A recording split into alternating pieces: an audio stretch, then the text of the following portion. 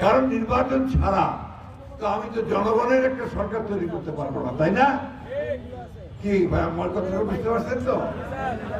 এই যে নির্বাচন দেরি করার চেষ্টা করা, ডিলে করার চেষ্টা করা, এই কয়েকটা দল মিলে চেষ্টা করেছে। কারণ কি? ওরা নির্বাচনকে ভয় পায়। এই কথাটা আমরা কোট করতে পারি। ওই দলগুলো নির্বাচনকে ভয় পায়, যে কারণে তারা নির্বাচনকে সবসময় পিছাতে চায়।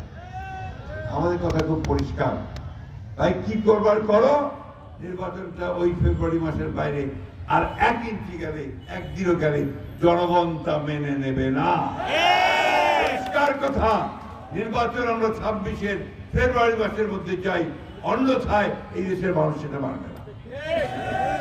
বন্ধুগণ, আমি আর কথা বলা হয়, ওর কথাটা বোঝা যাচ্ছে।